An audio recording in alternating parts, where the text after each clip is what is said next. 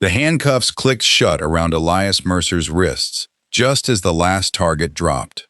For a few seconds, nobody on the rifle range moved. 24 young Marines stood behind the firing line, staring at the old man in the faded field jacket. A cold wind pushed through his thin white hair. His right knee was bleeding through his uniform from where he had been forced to kneel on the gravel, but his breathing was steady. Every target in front of him had gone down. Every single one. Sergeant Cole Ransom stormed across the range with a scoring tablet in one hand and Elias's rifle in the other. "You really thought you could get away with it?" he shouted. Elias looked at him calmly. "Get away with what?" "Breaking into the scoring system. Changing your results. Making fools out of everyone here." A few recruits exchanged nervous looks. They had watched Elias shoot. They had heard the strange rattle in his scope mount. They had seen him stop after the first round, study the wind, adjust his breathing, and continue without touching the sight controls. But no one said anything. Ransom held up the tablet. "This says you missed 11 targets." Elias glanced toward the field, where the metal silhouettes were still lying flat. Then he looked back at Ransom. "Did anybody walk down there and check them?" Ransom's face tightened. "That's enough." He signaled to 2 military police officers waiting beside a utility vehicle. "Take him." One of them hesitated. "Sergeant, what exactly are we charging him with?" "Fraud, tampering with military equipment, unauthorized access to a secured system." Elias did not fight when they pulled his arms behind his back. He did not raise his voice when the cuffs closed around his wrists. He simply looked past them toward the farthest target, 200 yards away. There was a fresh mark in the center of the steel. Ransom stepped close enough for only Elias to hear him. "You should have left when I gave you the chance, old man." Elias turned his head slightly. "You never gave me a chance." 3 weeks earlier, Elias Mercer had arrived at Camp Ridgeline carrying 1 duffel bag, a metal box, and 47 years of memories that the government claimed did not exist. He was 69 years old. His shoulders were narrow, his hands were marked with age, and he walked with a slight limp that became more noticeable in cold weather. To the recruits watching from the barracks windows, he did not look like a Marine. He looked like somebody's grandfather who had taken the wrong bus. Elias had first joined the Marine Corps when he was 18. He had served overseas, led reconnaissance teams, and spent 21 years training scout snipers. He had buried friends, carried wounded men through gunfire, and returned home with medals he never displayed. Then a major records transfer erased most of his service history. At first, Elias assumed it was a simple mistake. He called the veterans' office, filled out forms, and waited. Then he called again, and again. Each person gave him a new number to call. Each office told him the problem belonged to another department. Months passed. His military pension was frozen. His medical coverage was suspended. Even his service number came back as invalid. According to the new database, Elias Mercer had served for less than 4 months before receiving an administrative discharge. That record belonged to another man with a similar name. Elias sent copies of his discharge papers, old orders, award citations, and photographs. The system rejected all of them because the identification numbers did not match the corrupted digital file. The timing could not have been worse. His wife, Margaret, had died the year before. For 43 years, she had been the person who could bring him back from any dark place. After she was gone, the house became so quiet that Elias sometimes left the television running in an empty room just to hear another human voice. His daughter lived in Oregon. His son worked in Germany. Both asked him to move in with them. Elias refused. He told them he was fine. He was not fine. So when a case officer told him about a temporary military reassessment program, Elias listened. The program was designed for veterans whose records had been damaged during the transfer. It would verify identity, physical readiness, training history, and service qualifications. Most participants completed the process through interviews and medical evaluations. But Elias's file had been damaged so badly that the system classified him as an unverified applicant. To restore his status, he would have to report to a training command and complete a full skills assessment. The case officer apologized 3 times. Elias asked where to sign. That was how a 69-year-old retired gunnery sergeant ended up standing beside 19-year-old recruits at Camp Ridgeline. And that was where he met Sergeant Cole Ransom. Ransom was 38, broad-shouldered, clean-cut, and loud enough to make every conversation sound like an argument. He had built his reputation on producing high qualification scores and low failure rates. He also hated anything that made his unit look unusual. Elias made the unit look very unusual. On the first morning, Ransom walked down the line of new arrivals, stopped in front of him, and stared. Name? Elias Mercer. Age? 69. A few recruits laughed. Ransom did not. He looked Elias up and down. This a joke? No, Sergeant. You here for a documentary? No, Sergeant. Trying to get on television? No, Sergeant. Ransom leaned closer. Then why are you wasting my time? Elias answered in the same calm voice. I was ordered to report here. Ransom looked at the papers in his hand. The system listed Elias as having no verified combat service, no confirmed rank, and no active qualifications. To Ransom, the explanation was obvious. Elias was lying. By lunchtime, everyone in the barracks had heard that the old man was pretending to be a decorated veteran to recover benefits he had never earned. Ransom made sure of it. He ordered Elias to surrender the small metal box he had brought with him. Inside were 2 medals, a unit patch, several old photographs, and Margaret's wedding ring. Ransom picked up one of the medals. Where'd you buy this? I didn't buy it. You expect me to believe they gave this to you? Elias looked directly at him. Yes. Ransom dropped the medal back into the box. Until your record is verified, this is unauthorized property. It stays in my office. Elias reached for the box. Ransom pulled it away. That a problem? Elias stared at Margaret's ring for a moment. Then he lowered his hand. No, Sergeant. That same afternoon, Elias was moved from a lower bunk near the door to a broken bed beside the barracks restroom. The overhead light flickered all night. Every time someone entered, the door slammed against the frame. His meal card was marked incorrectly, cutting his portions nearly in half. When he reported the mistake, Ransom accused him of asking for special treatment.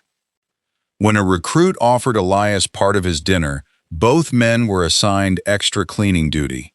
The message spread quickly. Helping Elias came with a price. Within 2 days, recruits stopped sitting near him. Conversations ended when he entered the room. During training, no one chose him as a partner. Elias understood what Ransom was doing. Isolation was an old tactic. Make a person feel alone. Make every day harder than the last. Then offer them one way out. Quit. Ransom offered that way out on the 3rd morning. He found Elias lacing his boots before sunrise. You can still leave with some dignity, he said. Tell the review board you made a mistake. Say the stress got to you. I didn't make a mistake. Your file says you did. My file is wrong. Ransom smiled without humor. The computer has records. You have stories. Elias stood carefully. I have a name. Not one that means anything here. Elias picked up his jacket. Then I guess I'll have to earn it again. From that moment on, Ransom stopped trying to embarrass him. He started trying to break him. Every recruit ran the same 2-mile course. Elias ran it 3 times. The first time, Ransom claimed he had missed a checkpoint. The second time, he said the timer had failed. The third time, Elias crossed the line with his face pale and his left leg dragging behind him. The medic checked his pulse and told Ransom he needed rest. Ransom folded his arms. He's acting. The medic stared at him. His blood pressure is dangerously low. He wants attention. Elias sat on the ground, breathing through the pain. Ransom crouched beside him. All you have to do is say you can't continue. Elias looked up. I can continue. Ransom stood. Then get up. A recruit named Noah Bell watched from the edge of the track. Noah was 20 years old and had been at Camp Ridgeline for 6 weeks. He was quiet, careful, and desperate to earn a recommendation for sniper school. He had laughed at Elias on the first day. Most of them had. But he was no longer laughing. That evening, Noah found Elias alone in the laundry room, pressing ice against his knee. You should report him, Noah said. To who? The company commander. And what do I tell him? That Sergeant Ransom is trying to make you fail. Elias looked at the young man. Would you say that in front of him? Noah opened his mouth. Nothing came out. Elias nodded. That's what I thought. Noah looked ashamed. Elias softened his voice. Fear doesn't make you a bad person. What you do because of it, that's what matters. The next morning, a video appeared on the unit's private message board. It showed Elias falling at the end of the run. Someone had added slow-motion replay and music from an old retirement commercial. The caption read, "When Grandpa forgets basic training ended 50 years ago." Recruits shared it. Some added laughing emojis. By breakfast, nearly everyone had seen it. Elias watched 2 young Marines hide their phones as he entered the room. He collected his tray, sat alone, and ate without speaking. But no one noticed his hand trembling around the fork. That afternoon, Elias passed the navigation course with the fastest time in his group. Ransom entered his score as incomplete. The next day, Elias assembled and cleared his rifle faster than 3 recruits half his age. Ransom marked him unsafe. When Elias completed the obstacle course without missing a station, Ransom claimed he had received unauthorized assistance. Every time Elias met the standard changed. Every time he proved something, the proof disappeared. Still, he refused to quit. That became a problem for Ransom. The final skills assessment was rifle qualification. Unlike the running times and written evaluations, the results would be recorded automatically and reviewed by another office. Ransom could not simply write "failed" and move on. He needed Elias to fail where everyone could see it. The night before qualification, Noah entered the equipment room to return a cleaning kit. The lights were supposed to be off. They were not. Through a gap in the storage shelves, he saw Sergeant Ransom standing beside Elias's assigned rifle. Another instructor, Corporal Dykes, held a small toolkit. Ransom loosened the scope mount, adjusted the optic far off 0, and marked the rifle as inspected. Then Dykes opened a box of training ammunition and mixed in rounds from a batch that had already been flagged for inconsistent loads. Noah raised his phone and started recording.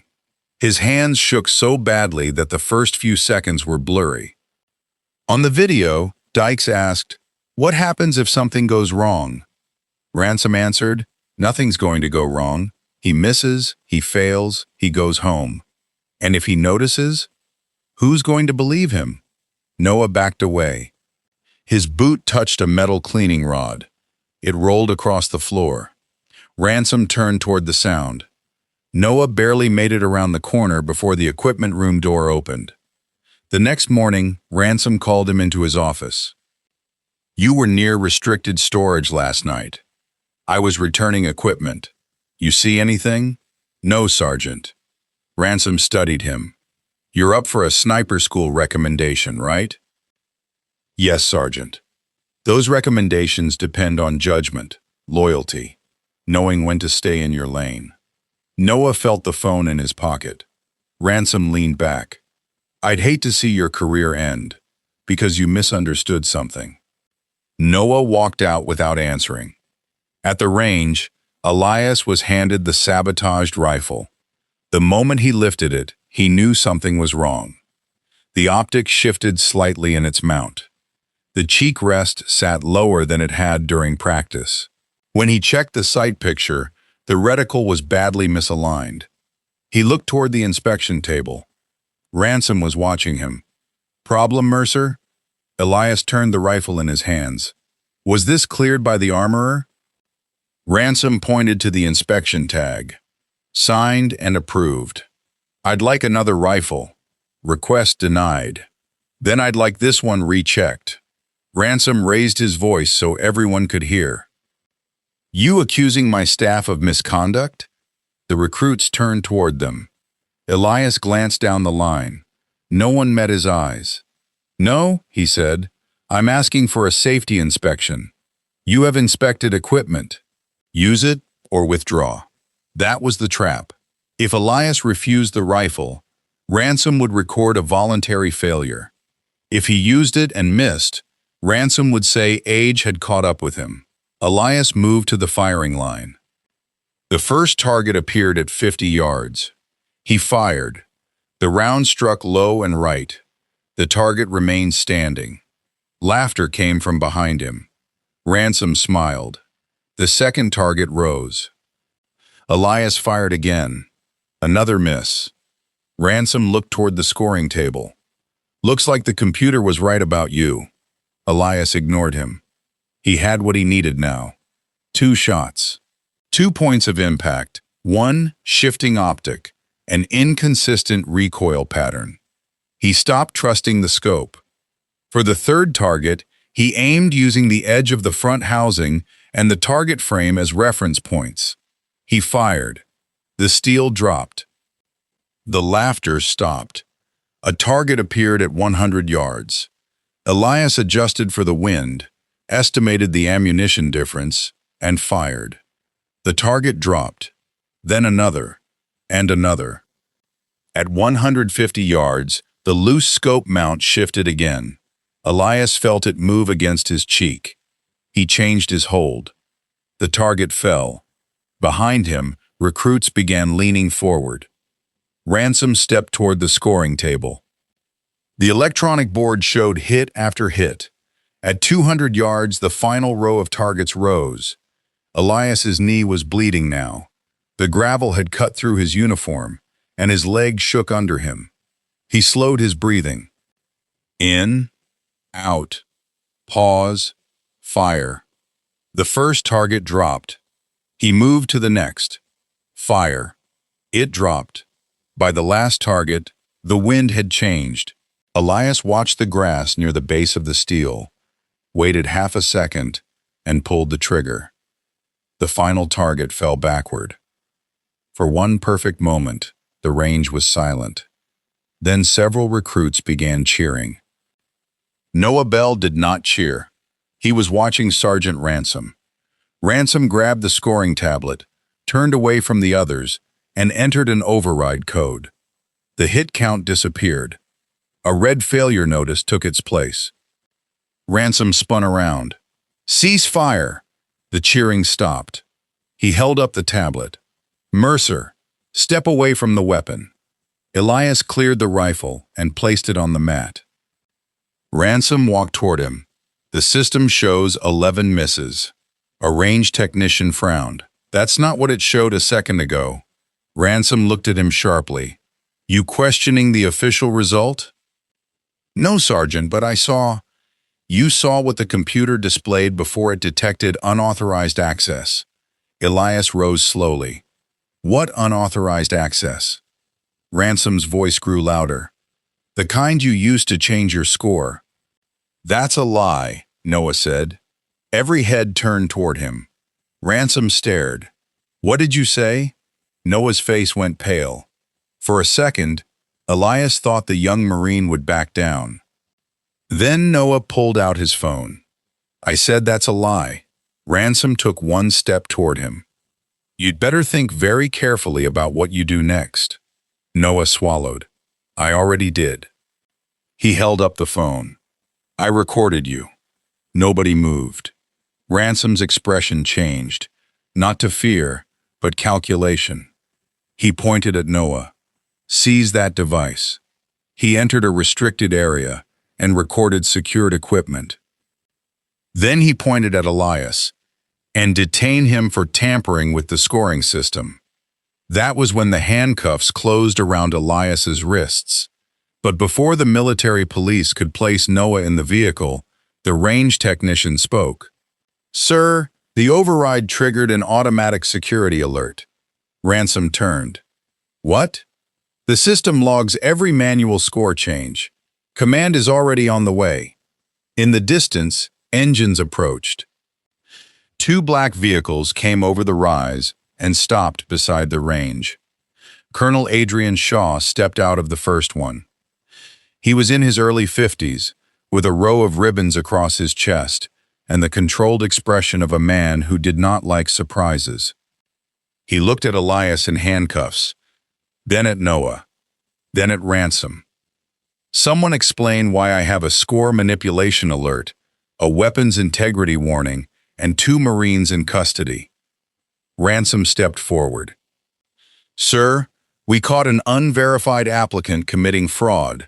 He manipulated the qualification system after failing the course." Colonel Shaw looked toward the fallen targets. "He failed?"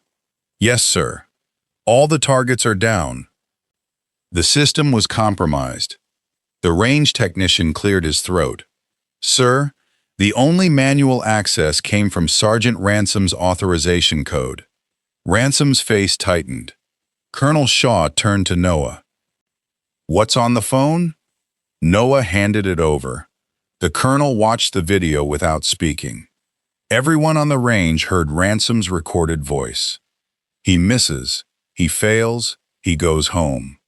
Then came the second sentence. "Who's going to believe him?" When the video ended, Colonel Shaw looked at Ransom. "Did you alter that rifle?" "Sir, the clip lacks context." "Did you alter it?" "I was testing equipment security." "With ammunition from a rejected batch?" Ransom said nothing. The colonel handed the phone to an aide. "Secure the weapon, the ammunition, the scoring terminal, and every access log." Then he faced Elias. "What is your full name?" "Elias Nathaniel Mercer." "Service number?" Elias gave it. Colonel Shaw froze. The anger in his face disappeared. For several seconds he simply stared. Then he stepped closer. "Say that number again." Elias repeated it. Colonel Shaw pulled out his phone and made a call. He gave the number, listened, and asked for a secondary archive search. The range remained silent. Finally, someone answered on the other end. Colonel Shaw's posture changed. His shoulders straightened. His eyes moved from Elias to the metal box sitting on Ransom's inspection table. "Open that box," he ordered. An aide brought it to him. Inside were the medals Ransom had confiscated, the unit patch, the photographs, and Margaret's ring. Colonel Shaw picked up one photograph. It showed a younger Elias standing beside a group of exhausted Marines in desert gear. One of those Marines was Adrian Shaw. The colonel looked at Elias again. "You pulled 6 of us out of the Al-Hadar Pass." Elias gave a small nod. "You were there. I was a lance corporal. You followed instructions. You carried me for almost a mile after I was hit." Ransom looked between them. "Sir, I had no way of knowing." Colonel Shaw turned on him. "You had 3 weeks to find out." The database said, "The database is a tool. It is not an excuse to ignore evidence, falsify results, threaten subordinates, and sabotage a weapon." He faced the entire range. "This man is Gunnery Sergeant Elias Mercer, retired. He served 29 years in active and reserve assignments. He received the Silver Star for actions at Al-Hadar, the Bronze Star with Valor, and 2 Purple Hearts." No one made a sound.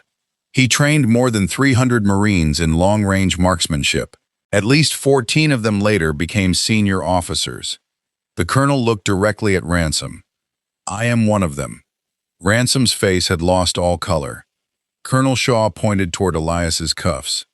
"Take those off." The military police officer unlocked them immediately. Elias brought his arms forward and rubbed his wrists. Colonel Shaw picked up the confiscated metal. Sergeant Ransom called this fake. He held it where everyone could see. "I know it is real because I was present during the operation that earned it." Ransom tried one last time. "Sir, I was protecting the integrity of the program."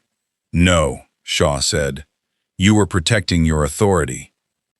The words landed harder than a shout. "You decided an old man had to be lying. Then every time the facts proved you wrong, you changed the facts." He turned to the military police. "Sergeant Ransom is relieved of duty.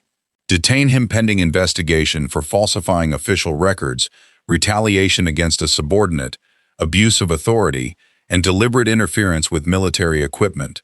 The same officers who had cuffed Elias now approached Ransom. As they took his arms, Ransom looked toward the recruits. Nobody met his eyes. Not one of them. After he was taken away, Colonel Shaw ordered the range officer to restore Elias's original score. The technician checked the target sensors, reviewed the video, and compared the physical impacts. Every target had been hit. The first 2 shots had missed, while Elias measured the rifle's error. Every shot after that had landed. Colonel Shaw looked at the damaged scope mount. "You qualified with this?" "Yes, sir." "With inconsistent ammunition?" "Yes, sir." "Why didn't you stop?" Elias looked toward the recruits. "Because that's what he wanted." The colonel nodded slowly. Then he ordered the entire unit to assemble. Young Marines stood in formation, many staring at the ground. Some had laughed at Elias. Some had shared the video. Most had known something was wrong. Almost all had stayed silent. Colonel Shaw asked Elias whether he wanted to address them. Elias stepped forward. His knee was still bleeding. His wrists were red from the cuffs. He looked tired enough to fall over. But his voice was steady. "I don't want any of you punished for laughing at me." Several recruits looked up. "You were told I was a fraud.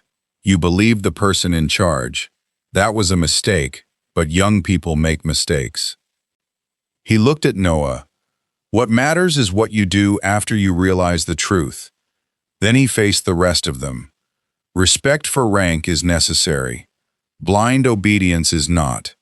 When an order is cruel, dishonest, or dangerous, your duty is not to become part of it." He paused. "Most of you did not hurt me, but you watched it happen. Some of you even knew it was wrong. No one moved. Silence feels safe. Sometimes it is. But silence also tells the person abusing power that nobody will stop them." Colonel Shaw asked whether Elias wanted leniency for Ransom. Elias thought for a moment.